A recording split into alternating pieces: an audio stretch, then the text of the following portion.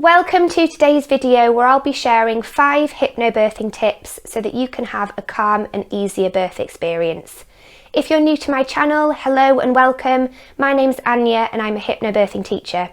My channel's all about supporting you through pregnancy, birth and the postnatal period. If you like this video, I hope that you'll subscribe and follow along with me because I bring out a new video every single Tuesday. Babies move around a lot in the womb during pregnancy, but when you get to the end of your 3rd trimester, it's really best if your baby is in what's called the occiput anterior facing position, which means that they're head down and facing towards your back. This is the best position for your baby to be in if you want to have a smoother and more comfortable vaginal birth. And that's because in this position, your baby is fully aligned in the lower pelvis, and when you have contractions in labour and your cervix is dilating, your baby's head is putting direct pressure on your dilating cervix and helping it to open faster. Then when your cervix is fully dilated, it's much easier for your baby to wriggle down and out of your body, down your birth canal and out of your vagina in this head down position. Unfortunately, around the world today, many babies are not getting into that occiput anterior facing position at the end of pregnancy, and that's because in modern times many women are spending hours and hours every day sitting down in front of their computer screens at work and also slouching back on sofas in the evenings to relax. That is not conducive to having a head down baby. So unfortunately, compared to past generations of pregnant women, we are leading much more sedentary and stationary lifestyles, and that's not good if you want to have a calm and easier birth experience. At the end of pregnancy, many women are finding that their baby might be head down but facing the other way. That's a back-to-back position. Now, babies can be born vaginally in a back-to-back position, but it can make labour and birth more challenging, long and arduous. Some women are also finding that their babies are not head down at all and that they're in a breech position. That means that their babies are head up with their bum or feet at the bottom part of the womb. In many countries around the world, if your doctor or midwife discover that your baby is in a breech position at the end of pregnancy, unless they can manually move your baby into that occiput anterior facing position, head down and facing the back, they would strongly recommend that you have a C-section. Now, if you're really wanting to have a vaginal birth, it's important that at the end of your 3rd trimester, your baby is in that head down position.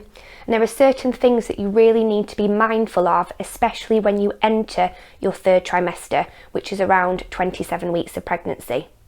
When you enter your 3rd trimester, you need to be aware of how long you're sitting down for and in what position you're sitting down in. Very often at home and at work, there's soft chairs that we sit on, and that positions our bottoms beneath the level of the knees. In the 3rd trimester, you need to be doing the opposite when you sit down. Rather than having your bottom positioned beneath the level of the knee, meaning that your knees are higher up than your bottom, you need to be doing the absolute opposite. Your pelvis needs to be tilted forwards so that your hips and your bottom are above the level of the knee.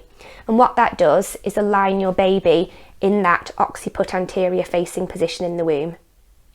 If you don't sit in that position with your pelvis tilted forward and your bum positioned above the level of your knees, your baby could get into that back-to-back position or not move from a breech position into a head down position. So really be thinking about how long have I been sitting down for. If it's been more than 1 or 2 hours at a time, you need to get up and walk around for a little while and then sit back down. You also need to be thinking, what position was my pelvis in? Was my bottom below the level of my knees or was it above the level of my knees? You can spend more time sitting down if your bottom is positioned above the level of your knees, but if you're sitting down and your knees are above the level of your bottom, you need to be getting up and walking around more regularly. If you're watching this video and you're thinking, I sit down a lot, I've got loads of soft chairs that I sit on all the time, I don't know how to position my hips above the level of my knees, what you can do is sit on more pillows to tilt your pelvis forwards when you're sitting on soft chairs. You can also do things like straddle a dining room chair. You can also use birth balls. So you can purchase a birth ball online, it'll get sent to you via Amazon really quickly. You can purchase a certain ball according to your height. I'm 5'8" and I purchased a 65 centimetre tall ball when I was trying to get my daughter into that ideal head down position in the womb because she was actually breech at 31 weeks. So considering sitting on cushions, sitting on a birth ball or straddling a chair is going to tilt your pelvis forwards so that your hips are positioned above the level of your knees. You can also lie down on your sofa if you're wanting to relax and you're like, sitting on this pile of pillows is not making me feel particularly relaxed on my sofa or something.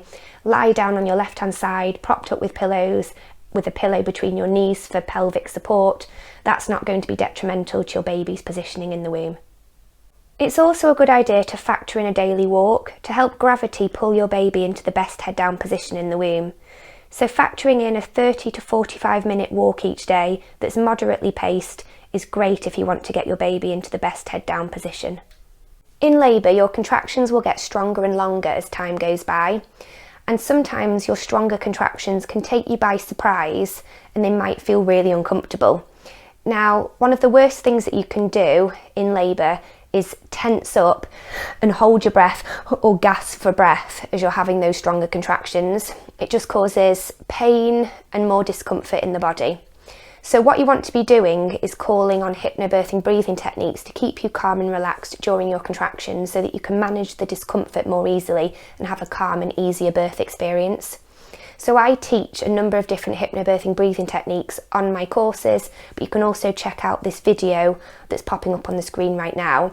But I am going to go through one especially beneficial breathing technique for the cervical dilation phase of labour.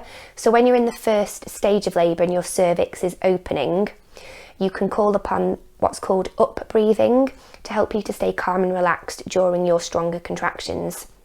So up breathing basically involves you inhaling through your nose for a count of 4,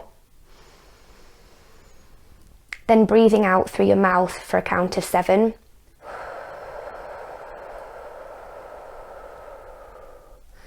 elongating the out breath provides a feeling of relaxation and release in the body, and it helps you to reduce contraction pain.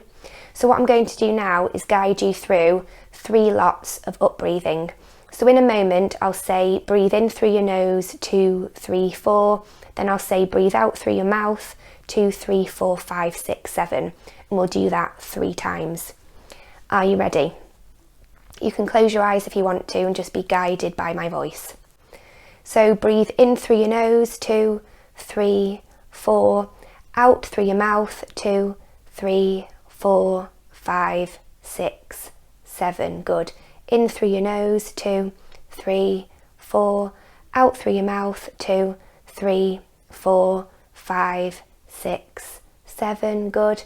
In through your nose, 2, 3, 4, out through your mouth, 2, 3, 4, 5, 6, 7. So when you're having more uncomfortable contractions in labour, you would basically repeat that up breathing cycle over and over again until your contraction ends. Now sometimes you might need to use the up breathing practice 3 or 4 times. Sometimes you might need to use it 7, even 8 times. But just keep repeating that cycle over and over again, and when your contraction ends, breathe normally.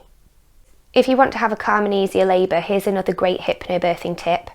You've got to make sure that your upper body is relaxed during contractions, and that ensures that your lower body will be relaxed as well. In labour, when you have strong contractions, the worst thing that you can do, aside from not breathing properly, is tensing your upper body.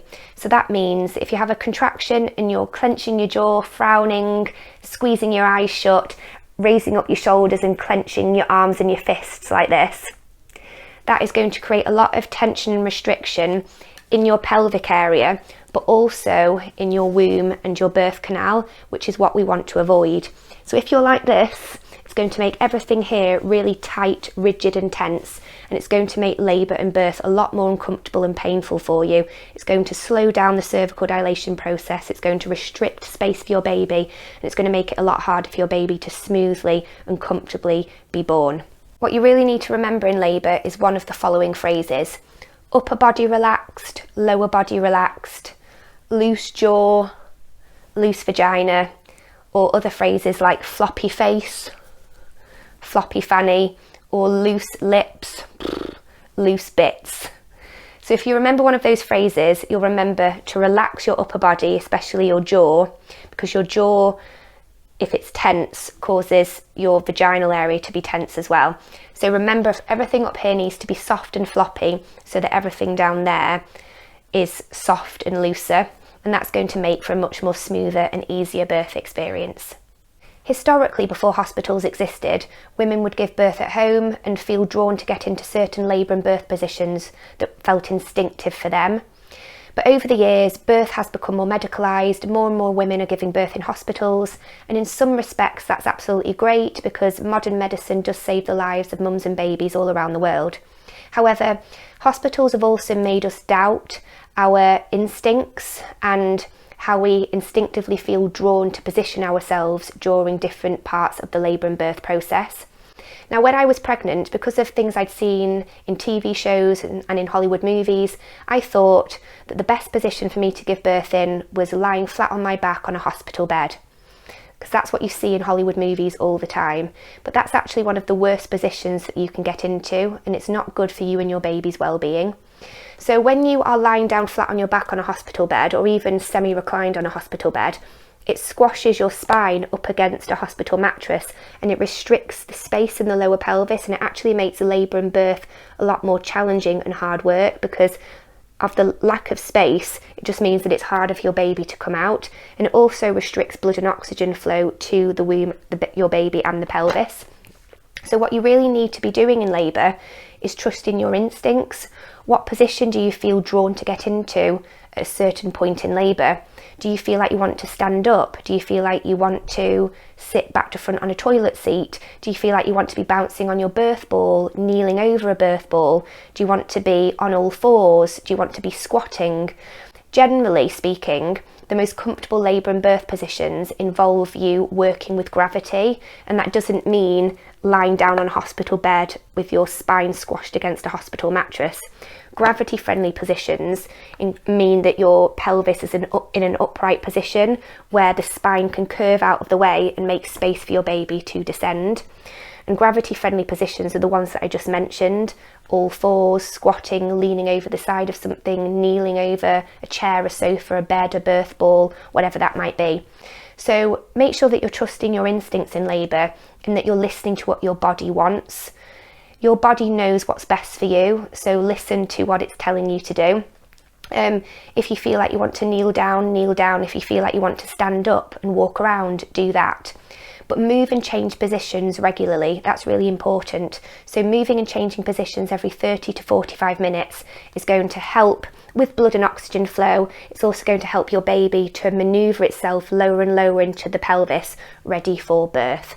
So that again is another great hypnobirthing tip: move and change positions regularly and trust your instincts. Now, until I did a hypnobirthing course, I thought that childbirth was more a physical game than a mental game, but it's actually the complete opposite. Childbirth is more of a mental game than a physical game. And that's because if your mindset isn't in the right place, your body is not going to respond appropriately to the birth process. If you're constantly thinking, I'm so afraid of this next contraction, or this birth experience is going to end up like a disaster, like my friend's was, that kind of thing. If you're thinking those kind of things, your body is not going to react in a positive way to the labour and birth experience. So mindset really is key during childbirth. You've got to go into labour with a calm, positive and relaxed mindset. If your mind is relaxed, your body will be relaxed, and the physiology of birth is going to go more smoothly and comfortably for you. So labour and birth is a little bit like running a marathon. If you just go into running a marathon and your mind is thinking, there's no way I can run 26 miles. It's going to be too hard. I'm going to get absolutely exhausted. There's no way my body's strong enough to run such a long distance. If you're thinking that in your mind, your body is not going to be able to run 26 miles. However, if you go into running a marathon thinking, I can do this, my body is so strong and capable, every mile that I run I feel stronger and more able to finish this marathon. If you're thinking like that, your body will respond in a positive way and you're much more likely to be able to run a 26-mile race more easily. And the same thing goes for childbirth. If you go into it thinking, I'm not going to be able to handle this, the contractions are going to be agonisingly painful, it's going to end in some kind of birth trauma, it's more likely to happen. So your mindset really needs to be worked on, especially during the third trimester. So if you're in your third trimester at the moment and you're a few weeks or a few months away from giving birth, you've got to start reprogramming your mind to think positively about birth, especially if you're carrying a lot of fears and anxieties around childbirth at the moment. So when I got to my third trimester, I had so many worries about giving birth. I would literally worry about every single thing, and that was going to do me no good when I was giving birth to my daughter. So through doing a hypnobirthing course, I reprogrammed my brain through listening to hypnobirthing relaxation audios.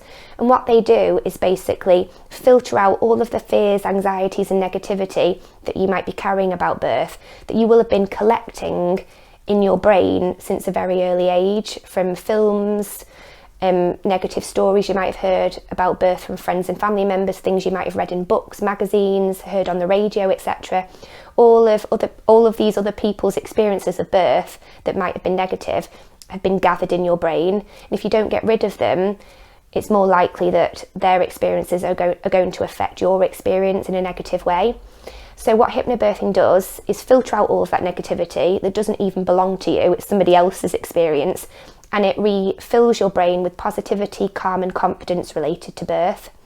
And it uses hypnosis to do that. So hypnosis or hypnotherapy basically reprograms your mind to think positively about something so that you can change your mindset.